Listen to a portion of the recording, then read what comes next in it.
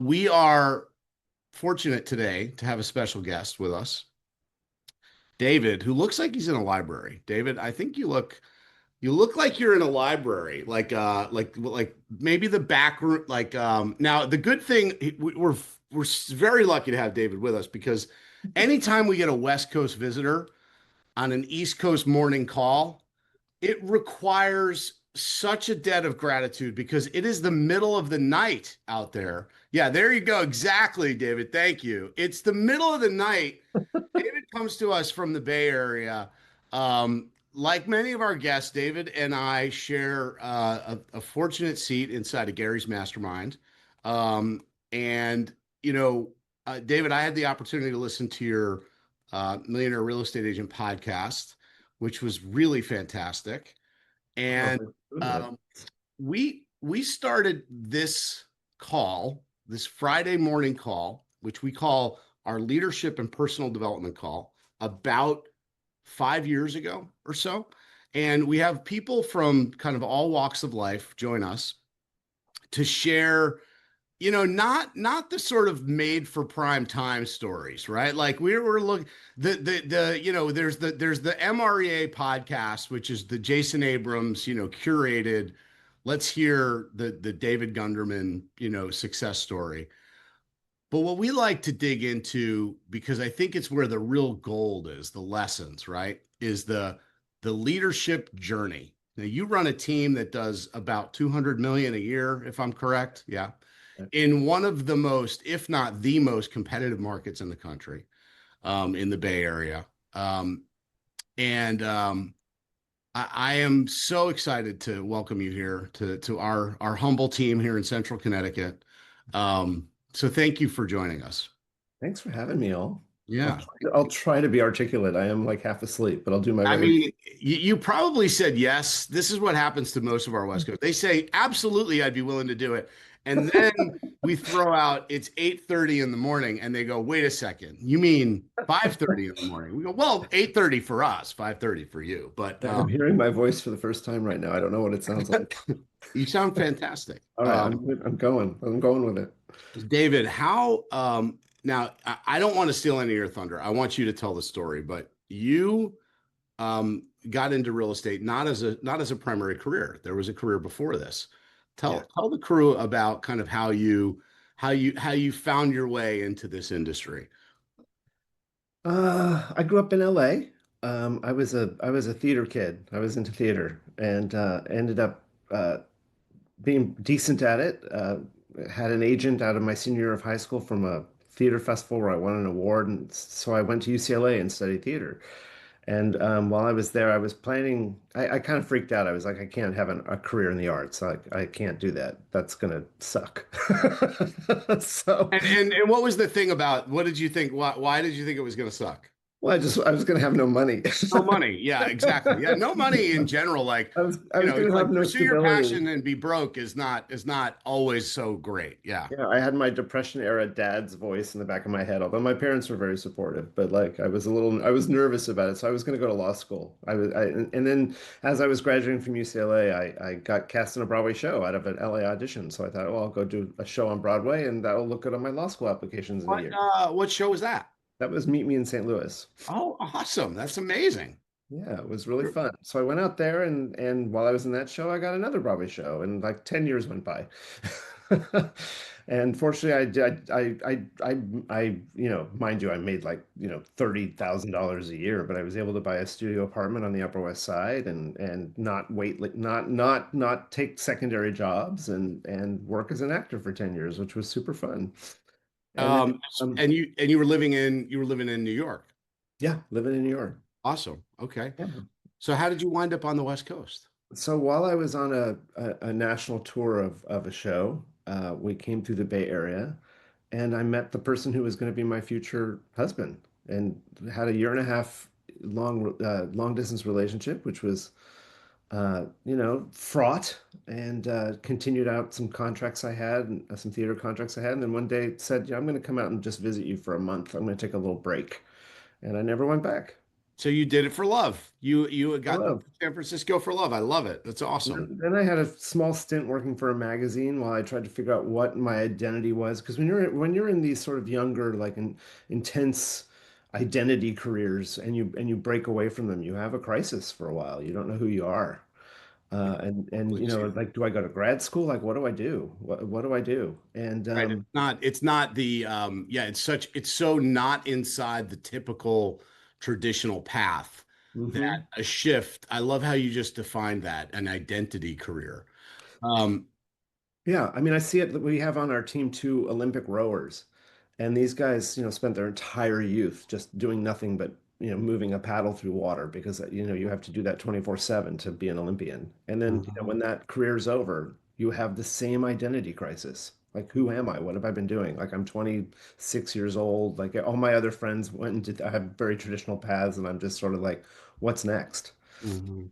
Yeah, like what has being on Broadway prepared me to do, right? It certainly hasn't prepared you to go into a cubicle every day, No, right? it Or no that or that that made me mad. Made me crazy, mad in a crazy way. But it did prepare me in ways I hadn't anticipated, especially for this career. I think there's some real gold in that. I think the parallels between performance and in any capacity, whether it's music or any form of the arts, and our industry are really close cousins. I mean, Agree. tremendous. So I want to dig into that a little bit if you're okay with it. Do it. Yeah, Where anything. did you find the parallels early in your real estate career? So you moved to San Francisco, you decide, okay, I'll give real estate a go. Was there an impetus behind that? Was there a Yeah.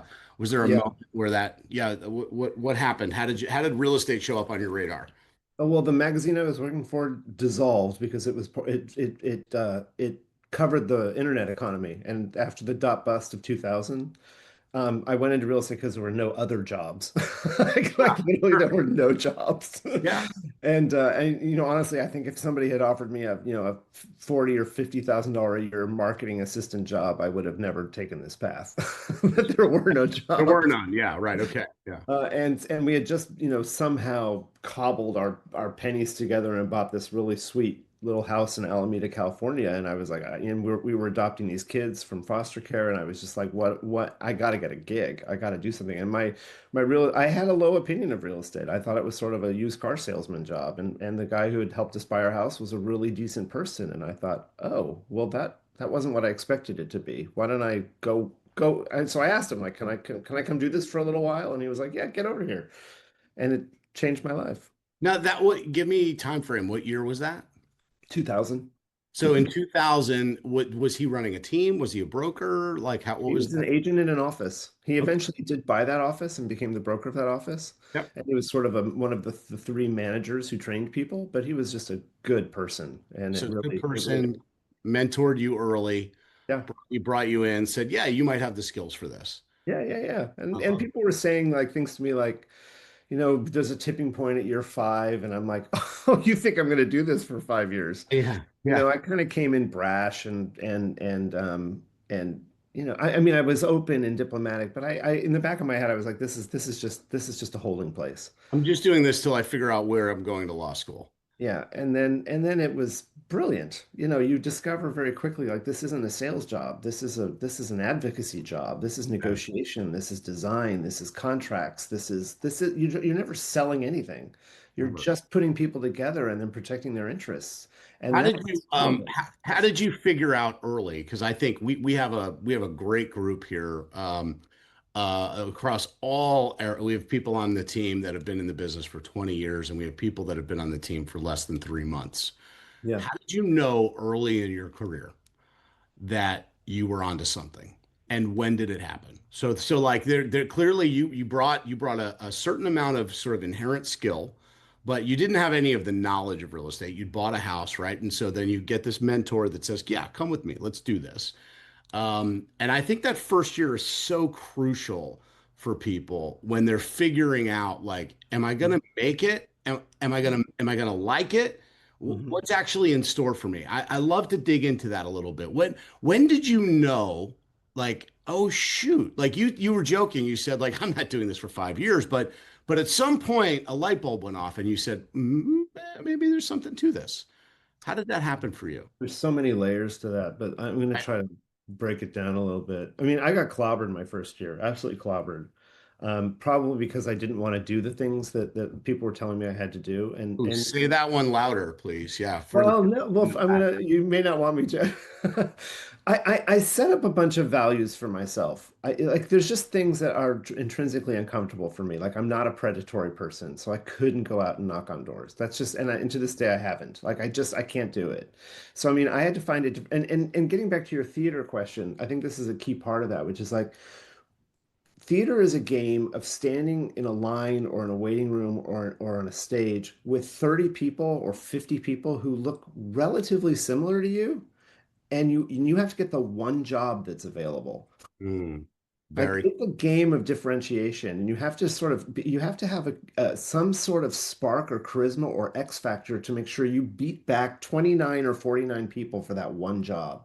I just want to repeat that for a second. I think that's really smart. Number one, from that experience came training around the competitive nature of the business. So even though 100%. you I like mean, I something, was my own entrepreneur, and my Mhm. and my brand was me, which is the same of real estate. So I had to put something out that was me that made somebody say, of all the people that are out there, I'm going to choose that guy. Now, of all the people that are 5'9" of this age, that look this way, that fit this part, that look, sound, and act and feel a little bit similar, that's the one. I love that that as a line of positioning yourself because fundamentally, I say this all the time, even in our own listing presentations, that every realtor you bring here will functionally have the same tools and resources.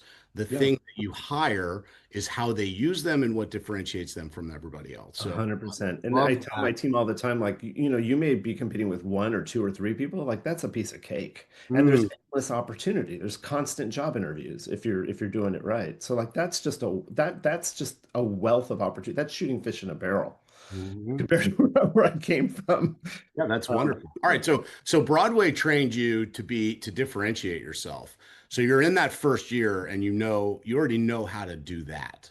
So Well, and so then I just sort of surveyed the terrain, and I was like, what are people doing well and what are they not doing well? And what do people value? What does the consumer value? And it was the year 2000. Like the industry's gotten way more sophisticated since then, but the lessons still apply, which is like what is available that the consumer has their eye on? What can you use? What tools can you use the consumer might have their eye on that can differentiate you, that you can do better than anyone else? And back then, I mean, literally, it sounds like such low-hanging fruit, but like the photography of my competitors was terrible. The presentation of my competitors was terrible. I realized really early on that every single listing is a pop-up of your brand. So like, what am I doing to make sure that everyone who's walking through the front door is not only having a great experience, but they're seeing like a creative and business acumen that's not present in my market. and by the way, I just want to add to that. You said every person that walks in the door, not just the buyers, not just Oh, the consumers, not the buyers. but your co-brokes, but the people in the industry, but every single person that walks through the door should get an experience that is unlike the experience that they walk into Yeah. around everybody else's Yeah, listing. because I'm unwilling to go knock on doors. When someone walks towards me, what are they going to see? Hmm. What is their experience going to be that makes them go, huh, this Hmm. was interesting? And you're getting a concentrated group of people when they walk through your door at an open house. Like, these are people who are interested in housing, or they're checking up. That's a rich vein of material that's walking through your door. Yeah. And also, like, the trick there is that you're representing the seller. So you're not I for me, I'm not using it as an opportunity to like try to convince people to use me. I'm using an opportunity to demonstrate my value as a listing agent, how I handle that moment, Hmm. how I know everything about the house. And also, like, I train my agents, I'm like, and this is not anything revolutionary, but I'm like, I want you to know everything about every competitive listing on the market at that moment. like every other three, two, or whatever. Or I want you to know that we do inspections ahead of time. I want you to know their pest report. I want you to know their vulnerabilities. I want you to know their floor plan. I want you to say to somebody at the end of the open house, what'd you think? And when they say like, oh, we really need a four bedroom, I want you to say like, oh, well, this one's open over here, and this one's that one has sort of a high pest report. Oh, you just missed this one, or coming soon. That's the real hook. Oh, there's a four bedroom coming up in 2 weeks. It's not me. It's one of our colleagues at a different office. But if you give them a call, they might be able to like just give it away, give it away, give it away. And Yeah. and I can't tell you how many times people would like walk down the path, whisper, whisper, whisper, walk back up the path. Can I have your business card? Because Yeah. I was doing things for them their agent wasn't doing. Yeah. I had knowledge their agent didn't have. Well, I want to go back to like, so this was something you knew inherently in your first year, second year. When did you realize that this was your differentiating skill set? That it was all about building the deeper relationship early. That the client that came to your open house was going to walk away with a different experience. How did that's the piece. Like when did that switch flip? When you said, you're getting clobbered but you're figuring it out. You're in that first 24 months, again, in one of the most competitive markets at a very challenging time, nonetheless, Yeah. in the Bay Area, early 2000s. We had not quite hit the second recovery into the low interest rate mortgage market of Right. 2004, 5, 6, and 7. That was still a tough time to sell homes. It was. When did it happen? I guess it happened. I'm not a bluffer. Yeah, And, no. and for me, like, and I was never comfortable. I didn't like it when someone asked me a question that I thought, oh gosh, I should know the answer to that. So being able to say to them, like, oh, sit tight with that, I'll find out for you. Like, I've already exposed my lack of experience. So Mm. for me, that first year was just like hungrily learning the business, not narratives. I know a lot of people go right to scripts and narratives. I know how to talk to people. That's not my issue. I just needed the core facts and knowledge. I needed to know everything about every school and the permits and all the stuff you need to know.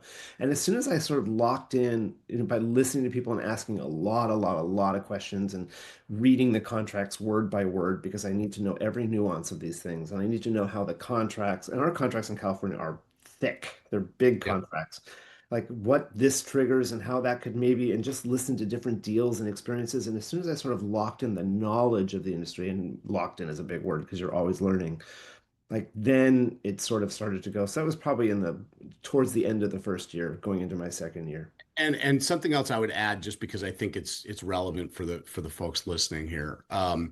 In order to lock in at that level, you needed to have a lot of reps, I imagine. You didn't Yeah. do all Yeah. this by Yeah. sitting and reading or sitting Yeah. in your office all day. I have to imagine that you had a high level of activity early in your career. Is that fair?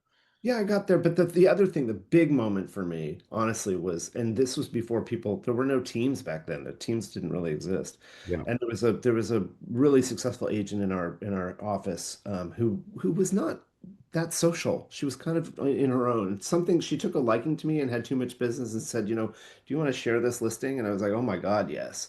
And I got Mhm. to be in a room with her and I got to hear her answer all these hard questions. And I was Mhm. like, oh, that's how you make sure they don't come for your commission. And that's the answer you get. And so that's when I sort of learned that overlay of not, I mean, I know how to talk to people, but I didn't know how to resolve certain issues. And just being in her shadow on a few deals, like I felt like very quickly I got like a master's degree in real estate. Just, So it was the proximity of being next to the person and yeah. just sort of hearing the conversations and then recognizing, Then okay, I sponged those up. Like that was a big moment for me. I think mentorship is so important. so important. So you're in that environment, you're learning, you're making it, right? And when does this become not a stopgap and something that you might have make, when do you decide this might be a career for me? Well, Andrew, my husband, about 2 years in, I was doing well enough that he quit his real job and joined me. And that for me was another sort of big moment, that sort of partnership. For us, I mean, I think some married couples, it's not a good idea to be in business together, but for us, it really, really worked. And we had difficult kids, and it was also a divide and conquer thing, which was great. But it was also just figuring out where your strengths are, like any partnership, and just letting that, when you start to get more and more business, you lead with strengths, and you divide and conquer, and it just starts to find a flow, as long Mhm. as you're not overlapping. And I'm sort of a data, get into the nuts and bolts of things, and we're both good at both things, but he's very good at connecting with people on a deep emotional level. And I mean, I'd literally walk into a listening appointment and be like, okay, shut up. Let Andrew connect deeply, and then when we need to go in for the data, like I'm right there behind him. And like there was just this synergy of like any good real estate partnership of any sort. If you know how to sort of work together, you can get so much done. And that Mhm. just gives you the bandwidth to take on more and more business. So early, so this is now you're less than 3 years in, and you're really starting to feel momentum. You and Andrew are working together. What did that, or what did that early sort of call that early formation of a team? What was the cadence like for you? How did you guys treat the business? What did you do every day? Where did you show up? Did you have an office? Did you guys go to an office? Were you working from home? Like I'm again in the weeds a little bit, but Yeah. share with me what the day-to-day looked like for top producing agent, and I'm guessing this is like 2003, 2004. Chaos. Chaos, love it. That's what I Absolute chaos. expected. Yeah. So tell us about chaos. What's chaotic? What's happening? It's just It's chaos. Real estate's chaos. It's just yeah. chaos. I mean, we'd go to the office a bunch. It was trying to be in front of people. Take every open house you can, because our business is relational. It's about conversations. It's about meeting people in a real estate context. We would take some floor time, which is no longer a thing, and that was just a kind of a waste of time. But if you're working anyway, you might as well just sit at the desk and see if someone walks in. But it was just trying to meet people, and then putting our energy less into sort of putting the energy into the opportunity. So if you get the client and it's a good client, especially if it's a listing, like what can I do to make this a powerful branding exercise for me? And making sure that the copy and the photography and every, like, it's so good that it's going to make a difference. It's going to show up for people. Like what can we do in a real estate context to make ourselves known? And this is something that doesn't always resonate from a real estate context, but we were very political. And maybe it was safe for us to be political because we were in the Bay Area. I don't know. But like during that period of time, there was a big struggle nationwide for marriage equality. And Mhm. we put ourselves out there. And we were in a town that used to, have a military base. And when I first got there, I was told to be, somewhat careful because there's don't be too this, don't be too that. And I was like, my sort of background, who I am as a theater person, maybe as a theater person, but just as a human being, is to be deeply authentic in who I am and be completely, front stage center about that. And so even the very first thing I did, I was told, like, don't be too out. And like, so I immediately took an ad in the newspaper saying, David joined, Kane Associates, after moving to Alameda with his, domestic partner, Andrew. Like, I was just out there. And what I found to be true in that, like, we were leading protests. And these are things that most people in real estate would be disinclined to do. And Mhm. what I found, and I've always found to be true, is that if you stand for something, if you believe in something passionately, you attract the right people. And I think that's a really fair and powerful way to put it. And I think taking it outside the context of politics, because obviously it's a charged environment all the time. You were able to turn that into something where what I share with people is whatever you're passionate about is where you can show up as a leader. So 100%. saying take it Well said. outside the context of politics, for an instance, right? Yeah.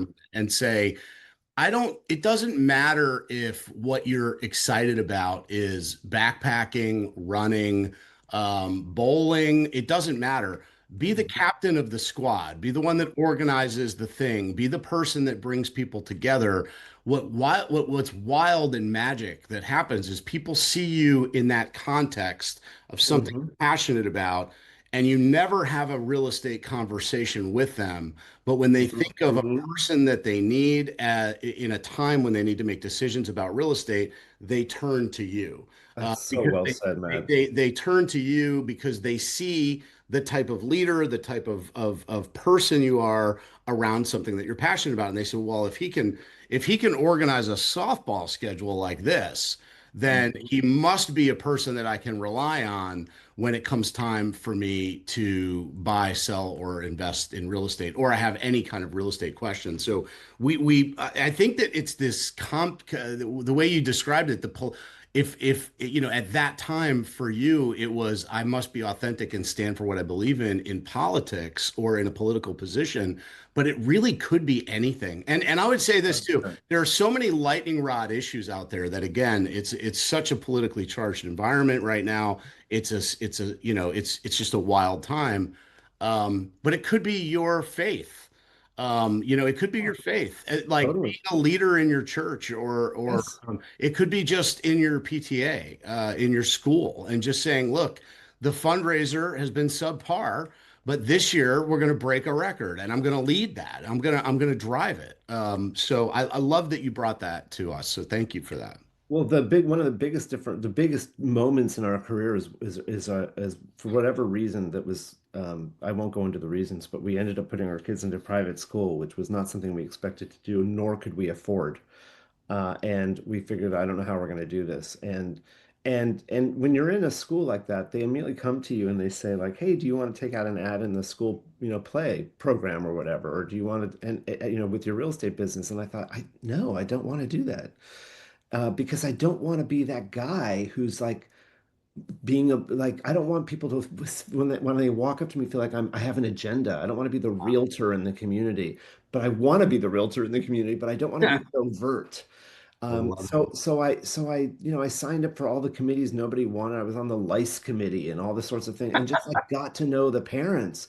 And then like Matt, what you said was so like that resonated so deeply with me. Just show up in leadership in a community that is like you have such a bond in your parent community. You all care about these kids and their well-being. And if you show up in leadership in that community, and then, slowly but surely, and you have to have a great answer to this question, which is like, well, what do you do? Oh, I'm in real estate. And then that you can look in their eyes and they're like, oh God, I don't want to have that conversation. Or they say, well, what's going on with the market? Just because they just need to, say the next question.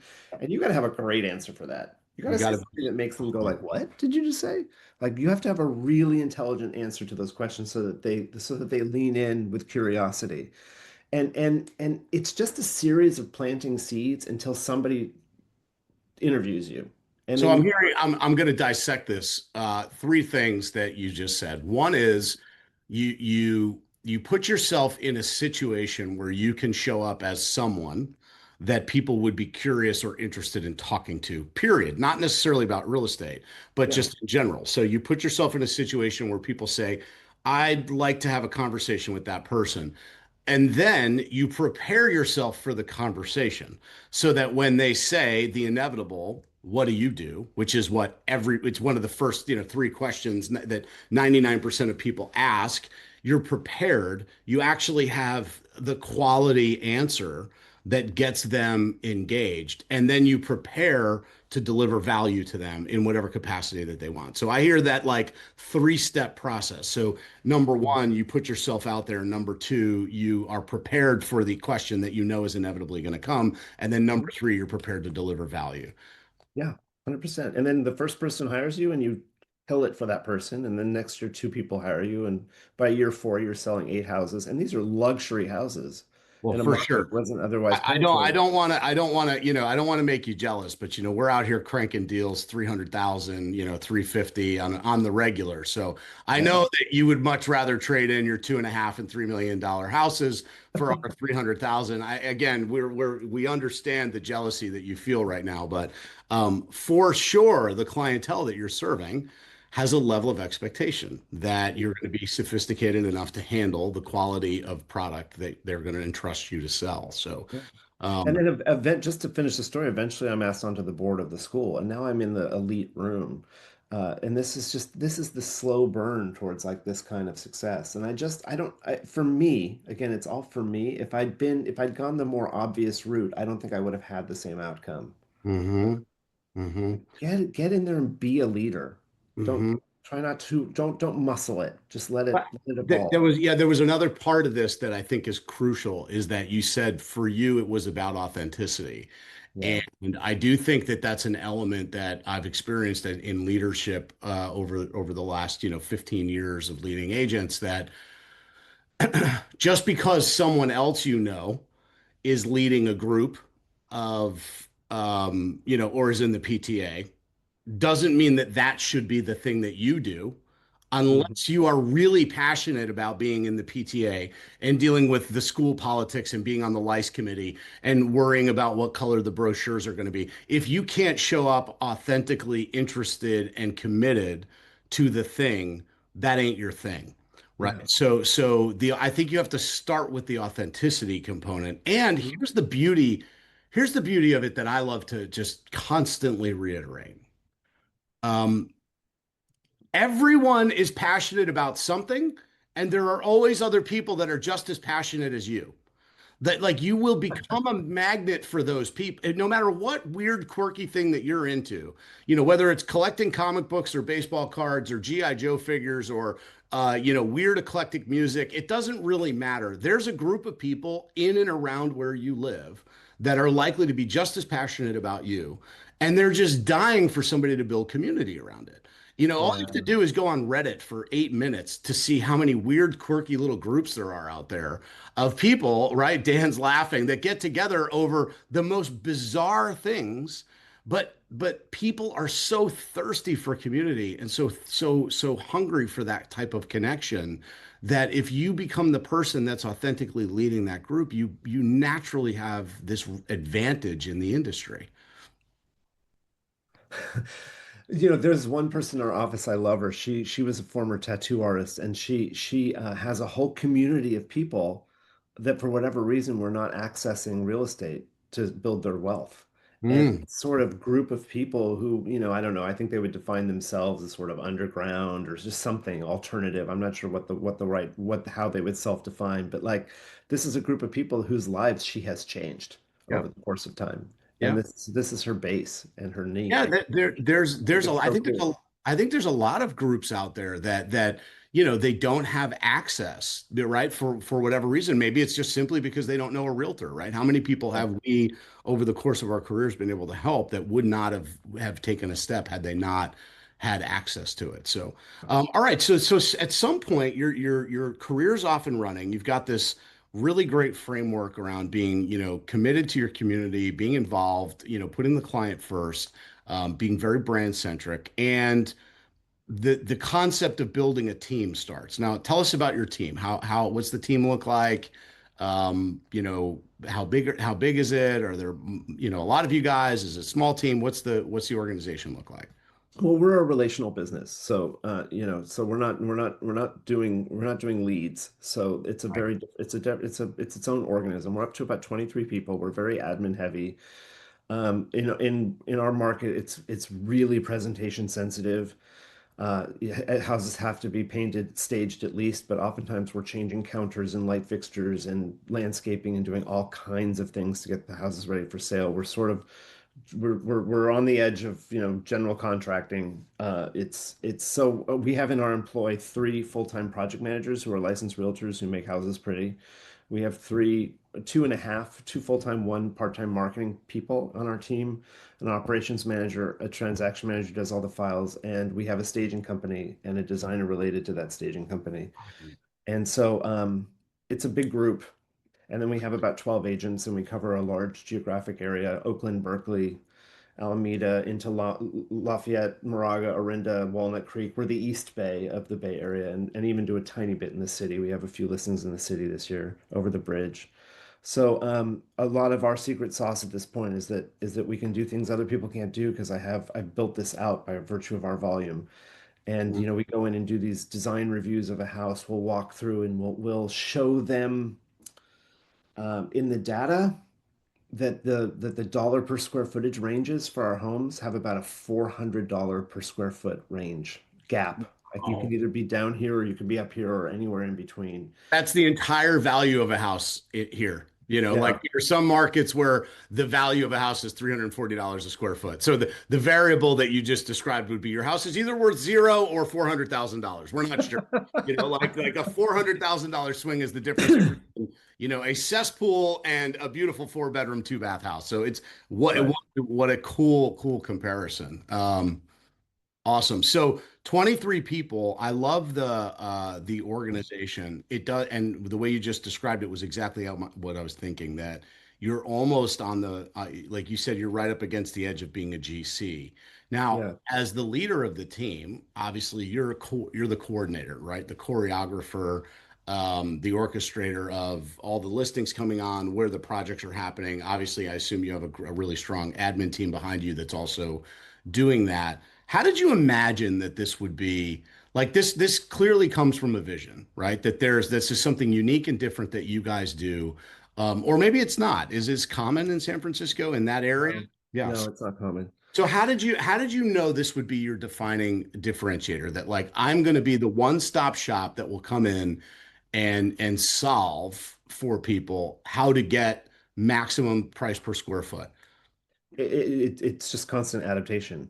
It's just Mhm. constantly listening and figuring out where the need is in the market. Like we started fronting money to our clients long before any of our competitors started to systematize that. And that evolved because you're sitting across the table from a couple who are on a fixed income and you say to them like, if you invest, $7,000 in staging, you're going to get another $25,000. And they look at us and say, I don't have $7,000. And you're like, and I whisper to Andrew, like, we have $7,000. Why don't Right. we just give them the money right now and we can take it out of their equity at the end? And he's like, okay, we'll do that. And then you start to do, you realize like how meaningful. There's so much opportunity in I think every market to spend $1 on your house and get $253 back.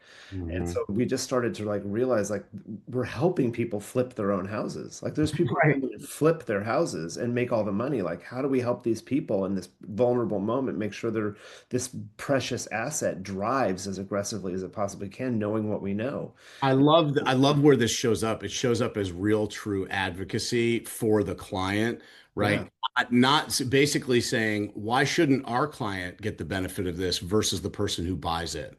yeah, Let's let our customer reap the reward that's available to them. And so you built this process around helping them, to improve the property. And I mean, even again, you can do a lot of these things when the equity in a home is $1 million. It gets a lot tighter when the equity in a I'm home is sure. 20 or 30,000. But what an awesome organization you've built. So how does that work? How does somebody, now you've got a team, you've got 12 agents. There's an agent on your team. They come back to you. They say, I've just come from a listing appointment. The property needs some work. What's that process look like? How do they employ the team, whether it's the agent or the client, to do the general contracting, to front the money, to do the work? How does that actually logistically work? Well, I try to be at just about every listing appointment, so they don't usually come back to me and say it because I'm a Okay, brand you were there. ambassador. So I try to be there, but like we tell them what the process is, and then I show up at we say like process wise that one of our next hopefully we'll sign the documents first, get the listings secured, but we're going to come back and do what's called a design review, which is us going back with one of our project managers and a couple of the we also have behind our project managers a team of contractors that everybody needs their like their tribe of contractors but a lot of ours don't work for anyone else because we keep them so busy, so they're almost like team members. So we Yeah. bring our lead painter like contractor, we bring the general contractor who doesn't take work from anyone else, and we walk the property looking for and explain to them ahead of time like we're not going to suggest you do anything that doesn't monetize. It's stupid to spend $1 and get 60 cents back. So like what can we do to spend $1 and get $253 back? And we're going to come back to you with a lean list of like a scope of work, a timeline for doing the work, and a cost to do the work. And then you're going to decide.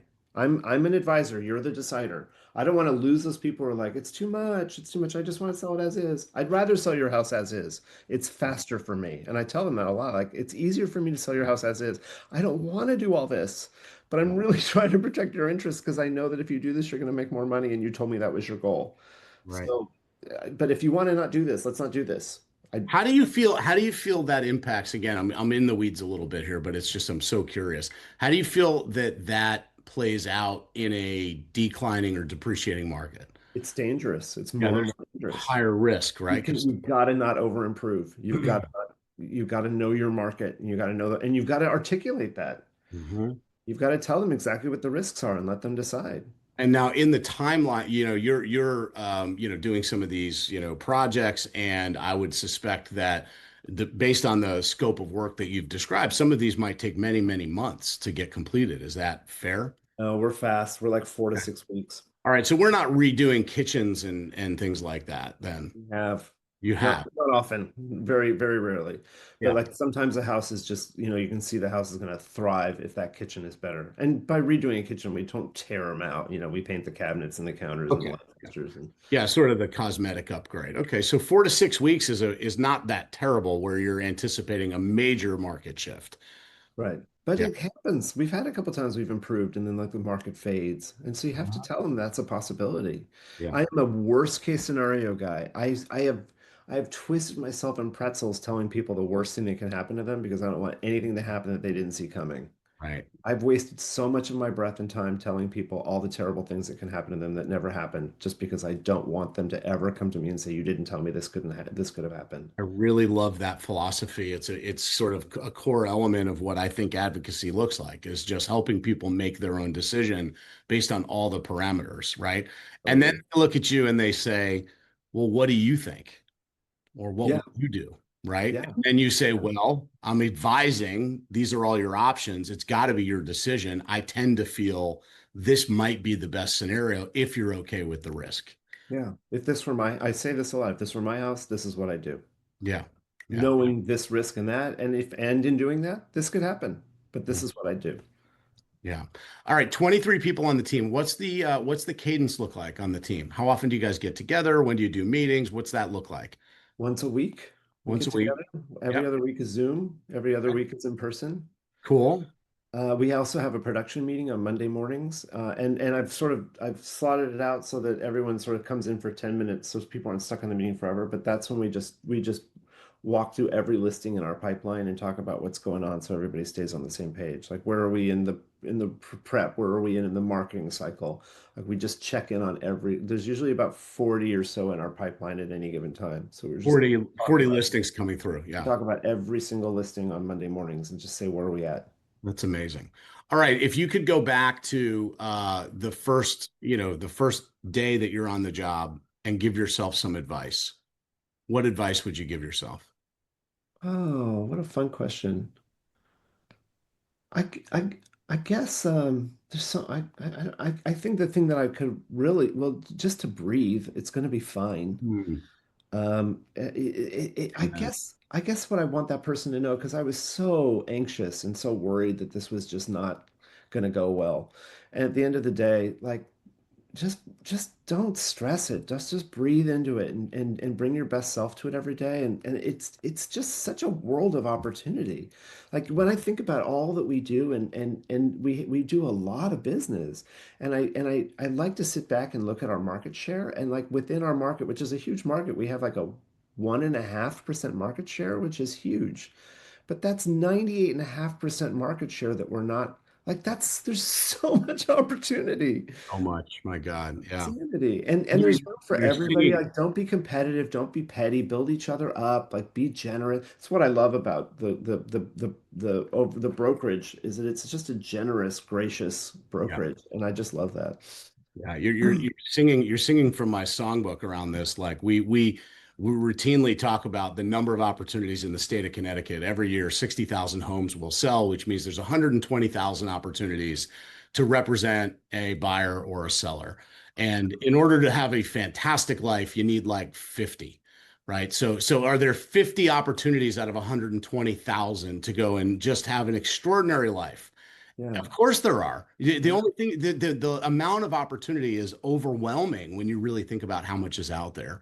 Yeah. All you've really got to do is exactly how you described it. You got to put yourself in the line of fire and be Yeah. in enough conversations and be in Yeah. enough places where enough people think of you when it's time for them to do something, so Yeah. that you can get into the discussion of why your value is unique and different compared to Yeah. everybody And, else. and provide value that's just a little better than anyone else can. I love it. I love it. I want to be super respectful of your time because you probably either have to go back to bed or get to work. One of the two. And no judgment either way, to be perfectly honest. You can do whichever one. But if you're okay with it, maybe a couple of questions from the group. Does that sound okay? Love that. I would love that. Yeah. Yeah, awesome. Guys, what do we have? What do we have for David? Who's got some questions, comments, thoughts? He's been super gracious here, 5:30 in the morning out in San Francisco. Who's got a comment? Kasha, love to see the hand go up. Let's hear it. What do you got? Thank you so much for this. I love the language that you use. It's absolutely, I took like pages and pages of notes with what you said. But I have a question. Has it ever happened to you that they didn't want to sell after you flipped it for them? Only once. That's a cool question. That's a great question. No, and people joke about it a lot. Like, well, I'm going to want to move back in. And my answer is like, well, you can do that. You can do that. I don't care. Like, I always detach from the outcome. I Ooh. think people really don't expect that from real estate agents. And so I'm always like, yeah, if you like what we did, like, you can just pay us back and you can move back in. That's totally fine. So the follow-up question, your qualification process has to be extremely good. Do you have It to has to be, we have really to make sure know there's your equity in the motivation? home. We can't over improve. We can't get ourselves into trouble. So yeah, we have to do a really full bore financial analysis and make sure that the numbers are there. If that's what you were asking, or if that's what you were commenting on, yeah. I love your green. You have such a beautiful green behind you. Yeah. There's Awesome. actually a story behind it. The color is called Dragonfly, and the Dragonfly is it was by completely by chance, but it's the best predator in the world. It gets 98% of what it sets its eyes on. Just like you, Kasha, right? Yeah, right. 98%. I love it. I love it. Awesome. Awesome question. The love it or list it question. That was a really good question. Tony, what are you thinking? What do you have for David this morning? So David, thank you for your time. Thank you for coming on. Something you said is when you're talking to a parent at the PTA, when they ask you like, how is the market? Like most agents, we have a canned answer, and it always follows up with, why did you ask? And you stated like when someone asks, you always grab their attention with your answer. So what would your answer be when someone asks you, how's the market? I think almost every conversation I have, you already touched on this, Tony, which is every conversation I have, I try to be as curious. I try to ask more questions than I answer. I try to get really curious with people, and I look deep in their eyes and try to figure out, what's going on with them and what makes them tick. But like, it can be as simple as like, there are no canned answers. Are you talking from a buyer perspective or a seller perspective? Might be the first question you ask because that's a totally different answer. And they're immediately like, oh, this person's not just giving me a canned market response, they're giving me a perspective response. Yeah, the joke was always like, "How's the market?" It's hot. It's like, what the hell does that Hi, mean? what does Like, that mean? what That's does that vague. mean? Exactly. Or Yeah. or I think the other thing is like know what's like top of mind for a person in that moment. Like there's always sort of a headline, and that's usually a place where people really engage. So once you sort of tried to figure out what the perspective is, like talk about the hot topic of the moment. Like for us right now, it's insurance, it's fire insurance, and these rising costs and the lack of coverage. So you'd probably go right into an insurance. Like one of my struggles right now is insurance. Like it's been a really hot issue. Like what's going on with your home insurance right now? Have you been canceled, or what are your rates at right now? And you're immediately involving them in something that's probably top of mind. So like, or and there's just always something like that out there that will just engage them. So I don't know if that answers your question, but like get into them. See if you can find out what they're interested in, and then really throw kindling on that fire. Yeah, it does. It's lead with curiosity. Thank you. Yeah. Yeah, I love that framing too, David, of asking the question with something specific that you can anticipate is likely relevant for them. Like, Yeah. you know that everybody that you mention homeowners insurance to is going to say, God, those rates are crazy. Like you've just instantly related on something, and you can talk about how that's impacting the market. And again, now they're walking away going, well, that guy was different. There was Yeah. something about that's an intellectual analysis that I hadn't heard yet. So I love that. Really Or another answer might be like, for what neighborhood? cool. Yeah. it's so neighborhood sensitive. Like, let me tell, and then they could say like, well, I live in, Rockridge for us. And I'd be like, okay, well, here's what's happening in Rockridge. Like people are moving in this direction. Then the trend that was 2 years ago, like everybody moved over there. And that one store that opened up is it's just like, you can get into like all these details that they might not have thought of. That's like this micro market. Like who, no, I think most people don't answer it like that. Yeah. Very, very, very good. Very good. Joe, what are you thinking? Thanks, David, for coming on. One of the things that you said at the beginning of the call that really resonated with me was something that I sh struggled with. I played Yeah. hockey at a very high level for a long time, and So I cool. struggle with the identity. Of who I am, what I'm doing, because I was on skates when I was 3 years old, and that's who I Yeah. was.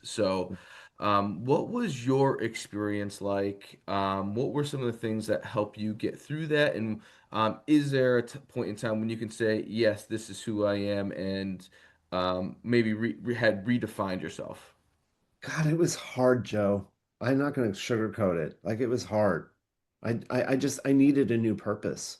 Hmm. So I think when you start to get that new purpose and sort of fill it out, I think I needed a new expertise.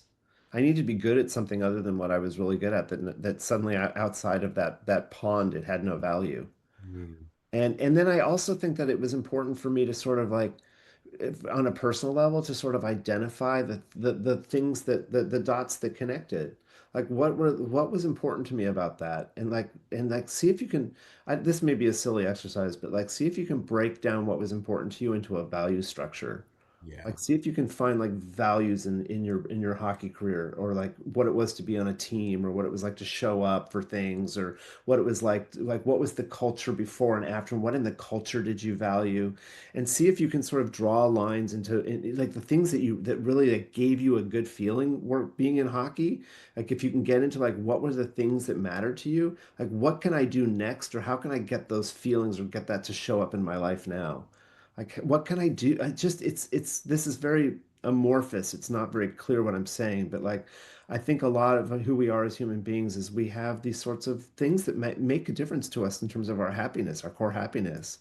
So if you can sort of figure out like what gave you a happy feeling in hockey and try to find it in whatever you do next, I think that would be like really cool. And maybe it's not in what you do next, but make sure you're giving yourself that somehow. You're showing up for, pickup games and something like that. Just give yourself that happiness that gave you, and then pick up an expertise and a value and an identity in something else, which takes Uh, time. yeah, that's great perspective. Thanks, David. Yeah. You said you dropped some real wisdom there, David. Mission driven, purpose driven, transitioning to something that you need to be good at. Really, really powerful stuff. And I think, the extreme example of going from Broadway to realtor or hockey to realtor, I don't necessarily think this is a unique experience just in that. I think most of us go through this kind of identity crisis, or like, what does all this mean? And fundamentally, it is about being sort of mission focused around what you want the career to be or what you want your life to be. I have a follow-up question to that, because that was a really, really well, you said it was amorphous, but I think it was really articulate. How did you go through that process, David? Did you have a coach? Did you work with a therapist? Like, were there parts of your life that you leaned into where you got more of that value and worked through that system? Or was it just sort of head down and grind until it made sense?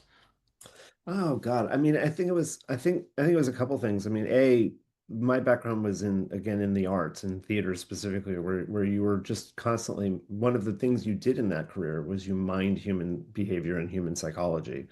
And so that was another sort of obvious, that naturally translates. But I did have a coach. I worked with a guy at Tom Ferry named Bill Pipes for years and years and years. Oh, yeah. And I told Bill early on, I was really reluctant to have a coach. And I was like, I don't want a cheerleader. I don't want you to tell, for me, again, for me, there's such value in activities like having an ISA or knocking on doors and all sorts of things for other personality types. It doesn't work for me. I was like, I don't want to be told the things that you think I should do. I want you to help me with business structure. I want an org chart. and I want to keep telling you what's happening in my market, and I want you to help me adapt to it, adopt best policies and adapt to it so that I can get like, and he was really good at that. And then he also just sort of helped me, understand what was going on. But I'm pretty good at the emotional stuff. Yeah. And it's actually I think it's been really meaningful to me. I think about like I think these connections. I just want to say this: people who are buying and selling real estate are in transition. Their lives are changing. I really think for me at least, our first job is therapist. Mhm. Honestly, it Yeah. is. And Yes. if people can trust you and be vulnerable with you and choose to take your hand to usher them through this transition, that's a big sacred trust they're giving you. Yeah. And so I think if you can have conversations with people where you find out what's going on in their life and you can hold that as your North Star in this business relationship, that's going to start to build a level of trust and a level of stickiness for them in terms of you being their real estate agent for life and them telling all their friends and family you have to use this person. Yeah. Very, very powerful stuff. 100% agree. Awesome. Thank you for that. Erin, what are you thinking? That answered a lot of my questions. As an at-home parent for 17 years and then getting into real estate, it was like a transition that I didn't know how to explore. And identity Mm, crisis happened for me on multiple levels when it came to just getting back into a career, finding myself, and then also becoming a member of the divorce community and yeah. relearning who I am. So you just literally answered a lot of what I would have brought up. And in the interest of time, I'm going to just let the next person go. But I just want to say the most impactful thing for me that you said was if you believe in something passionately, you attract the right people. Yeah. I have found my tribe. I feel like I've attracted the right people in this team. So that just further validates where we're heading as a group and as a team. And so I thank you for saying that because Right. that really kind of resonated with me. Oh, that's so great to hear that. Thank you, Aaron. Thanks, Erin. Maya, take us home today, Maya. You're closing out the call. Let's hear it. What's your question for David? Oh, I just want to say, hi, David. Nice to meet you. Right. I think you're amazing. And Oh. yeah, so my question is, I wrote it down. What are your top three daily habits that helped you consistently grow your business? So that, Um, I think my being in a good headspace just organically helps me grow my business. So my top three habits is I get up early. So this is not that early for me. I swim 3 days a week. The other days I used to take spin classes and bike ride, but I've sort of let that turn into pickleball because I'm a generational cliche in that regard. And so I just make sure I'm out moving my body first thing in the morning, and then I try to eat a really healthy breakfast, and I just sort of get things going in a positive way. So and I just I think I've learned over time my skin has somewhat thickened, which sounds like a negative thing, but like I try not as because I'm this guy who minds emotions a bit and cares for people's emotions, but at the same time you have to be very careful not to take on their emotions because you can't eat that many emotions at the end of the day. So you sort of know how to be an empathic person, but also detach somewhat because I can't hold all this emotion. It will eat me alive. Mhm. And I had this interesting conversation. I'll give you one anecdote recently that maybe speaks to that, which is there was a client, a seller, who kept telling me over and over and over again how disappointed she was. She wanted her house to sell for X. The market's not with it. It got to Y. And she just kept saying how disappointed. And even though we got an offer at, I'm just going to tell you the number. She wanted 1.7. We got 1.45. I grinded it out some more. I got to 1.5. We grind out some more. We got to 1.55. And she was like, I'm so disappointed. And I was like, I'm just going to tell you, Cheryl, I keep hearing about your disappointment, and it's triggering in me is a desire to be heroic for you, and it's telling me I want to go out there and like figure out how to get you to 1.6 or 1.7 like you want me to. But I got to tell you, it took a lot of work to get to 1.55, and I'm worried because my heroic nature, because of all the disappointment you're describing, is going to get you and me in trouble. Mhm. And I think at this point, this is as good as it's going to get. And so my advice, divorced from the feeling I'm getting right now, is to accept this offer. And she said, She got quiet and her husband heard me and was like, "Oh yeah, we're accepting that." But like it was a moment of me sort of like recognizing that I could go down this path because that would be my inclination is to be a pleaser. But I had to like say like I had to find a way to tell her like this is a dangerous path that's going to harm you. Mhm. And it worked. So I mean, I think that sort of nuance in those conversations where you can sort of define, put her emotional experience under a light, and then talk about in a gentle, diplomatic way how it's not going to serve them, and then it all sort of unlocked. And so it's I don't know if that answers what you were saying, Maya, but like just try to figure out ways to understand what people are going through and what you're going through, and just sort of harness it into productivity, if that makes any sense. Yes, it makes great sense. Okay, thank you. David, extremely powerful morning. Thank you so much. You have made a difference here today. So if that's something that you set out to do, you for sure did it. Oh, thank We're you. all going to take your messages, your lessons, and go forth and do good work for people. But really, really, you can tell why you're an absolute pro. And really, really incredible. A lot of power. So thank you, David. Thanks for sharing with us. Thanks for joining us this morning. I hope we didn't interrupt your swim and your fuel. But thank you. And if ever there's a way for me to return the favor, please don't hesitate to ask. How All can right. we, as an organization, you've got 30 full-time agents out there in the state of Connecticut, how can we support you? What can we do for you? Is there a social media following you'd like for us to jump on? Is there a space where we can give you some accolades? Is there the obvious being send him your referrals for the Bay Area, ladies and gentlemen. But how can we support you, David? Tell us, send us off with some way that we can return the favor. Well, we literally know everybody in the Bay Area. So if we're not right, we'll send you to the right person. So if you Awesome. think of the Bay Area, just call us and we'll be your traffic cop. So happy to do that. You can also, yes, I'd love it if you guys followed us on social media. We're at the Gunderman Group, at the Gunderman Group on Instagram, for instance. So check us out. You'll see hopefully a high design acumen. Hopefully that'll show up for us. My daughter went to school in Connecticut, is now living in New York City, so a fondness for Connecticut from that perspective. Awesome. And it's just been such a pleasure.